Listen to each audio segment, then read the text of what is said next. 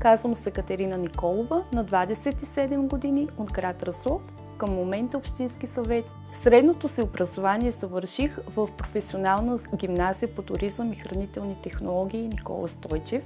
След гимназията си завърших бакалавърската си степен предучилищна и начална педагогика и магистър работа с проблемни деца в Югозападен университет Неофит Рилски. Една година след като завърших магистърската си степен, започнах работа в общинска администрация в община Разлог, като старши специалист образование и култура, но паралелно с това работех по интеграционните политики и имах честа и привилегията да се запозная с специалистите от програма РОМАКТ.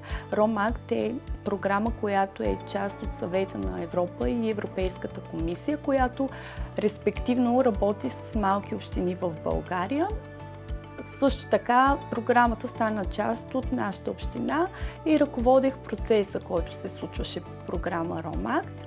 След като завършихме активният цикъл на програмата, като устойчивост учредихме неправителствена организация, която е на нашата местна активна група в Разлог, с цел да подобрим състоянието на ромската общност в нашия квартал, като ще бъдем съсредоточени занапред в работата ни в социалното включване, образование и недискриминация, върховенство на закона, зачитане на човешките права.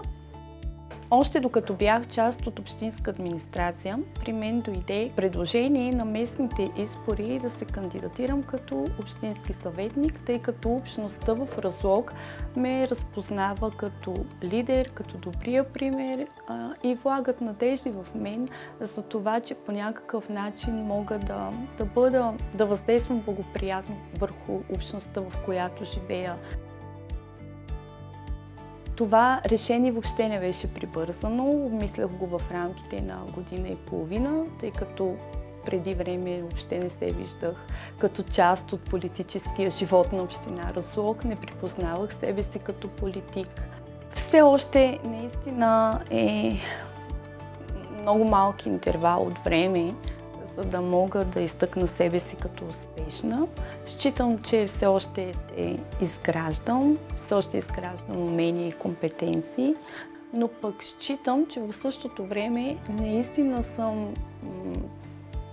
наистина въздействам благоприятно върху общността, тъй като продължавам да върша неща, които и преди време ги върших и преди да бъда общински съветник.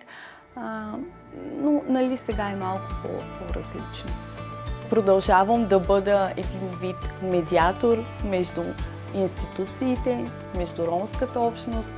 Продължавам да комуникирам с образователните институции, с социалните институции, с местната власт. Опитвам се да пренеса наистина най-актуалните проблеми, които са на ромската общност.